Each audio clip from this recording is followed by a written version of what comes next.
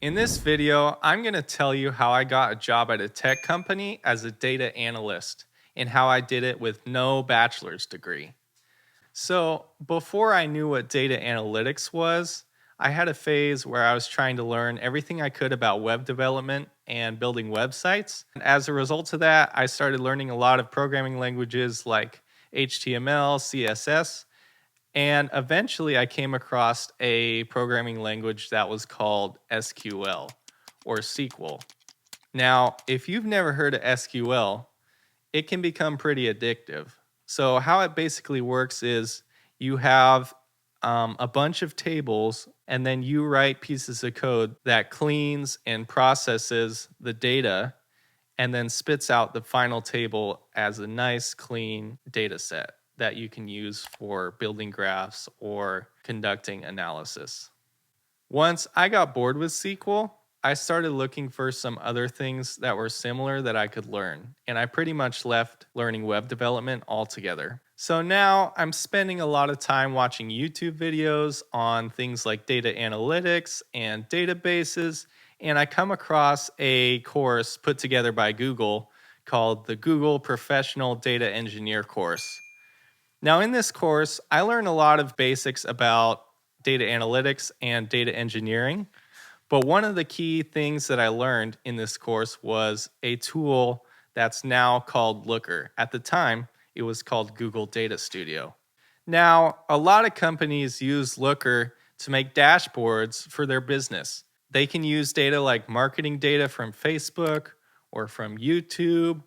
And as a result of this, there are a ton of freelance gigs to build these types of dashboards. So I decided to start looking for some of these gigs to see if I could make some money. And this is what brought me to a website called Upwork.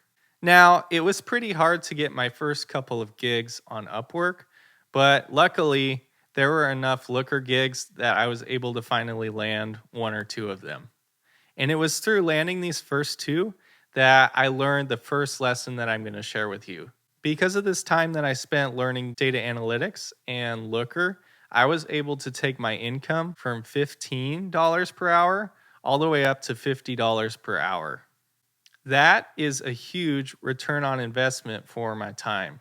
And it's still paying me today. And nothing can take those skills away from me now. So while those first couple of Upwork gigs didn't seem like a big deal at the time, they were pretty important for what was about to come next. One day, I was just randomly scrolling through Upwork and I came across a job posting for a growing tech company. And the posting mentioned millions of rows of data, and it was for a data analyst position, which at the time, it was a bit of a stretch for me to apply for a data analyst position, but I decided to apply anyway. So I submitted an application for this Upwork gig, and in the application, I was super honest about my lack of experience and the amount of technical skills that I needed to learn still. But I also mentioned that I would do the work necessary to become a good candidate and that I was very interested in the position. Now, this is where I get extremely lucky because come to find out, I am exactly what the gig poster was looking for. So I end up landing the gig on a Thursday or Friday, and by Monday, I have all of my credentials to begin work.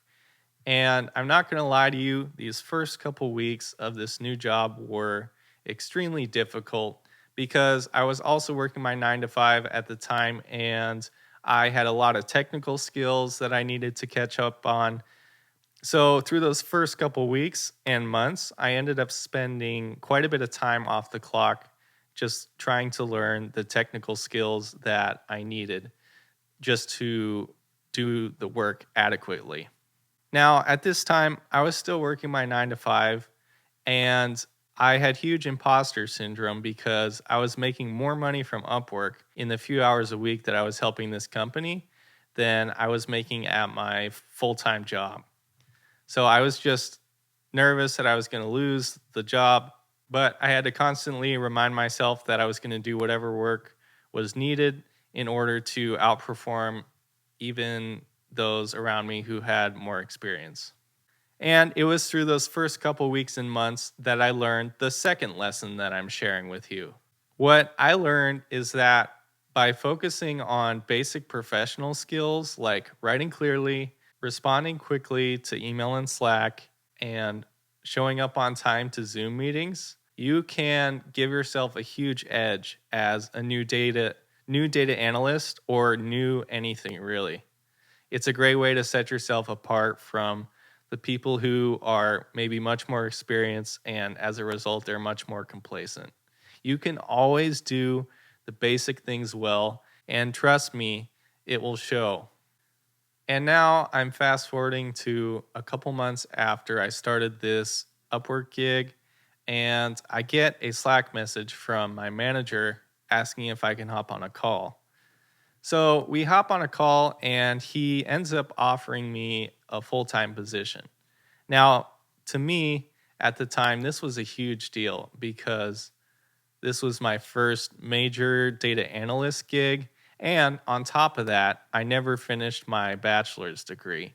So the fact that this company was willing to look objectively at my work quality and the work that I was doing and decide based on that they wanted to hire me, that was a huge deal to me. And it means so much to me still to this day, even. But from what I can see, they're not the only company that's starting to think this way. A lot of companies now are trying to get ahead by focusing on prospective employees' ability to do the work well instead of focusing so much on their qualifications like an expensive degree. Most people believe that in order to make a career switch, the first step is to go back to school. And this is becoming less and less true.